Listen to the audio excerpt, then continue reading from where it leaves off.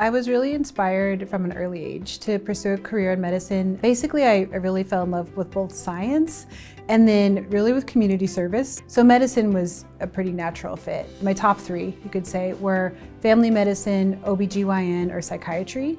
And I realized that you can continue to do all of those three fields in family medicine, and you very often do. So I am fluent in Spanish, but I'm also very comfortable using a translator, and I'm comfortable with other languages just because that has been my experience.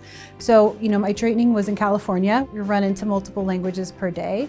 So that's kind of the field I came up in medicine. And in terms of Spanish in particular, I think it's so much easier for patients if they have a doctor who speaks Spanish. You don't have to use that translator, you don't have to use that third party.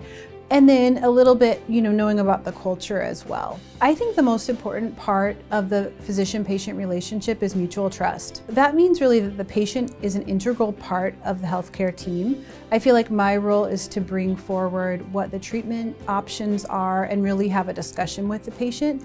I want people to know if I'm making a recommendation for their care, where is that recommendation coming from? Is that a national guideline?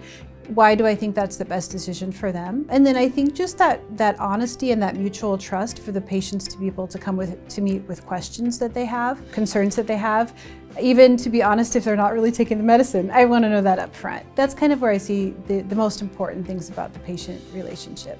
I've been able to be present for a lot of people's most pivotal moments of their life, and that's something that I really enjoy, whether it's a milestone, like having a baby, being pregnant, or it's something like getting a new condition, getting a new diagnosis, or having a loss of a family member and being able to be there for the person. In family medicine, we are there for people's most important moments of their lives, and usually we're a support system. Sometimes we're the only support system that they have in those moments as well.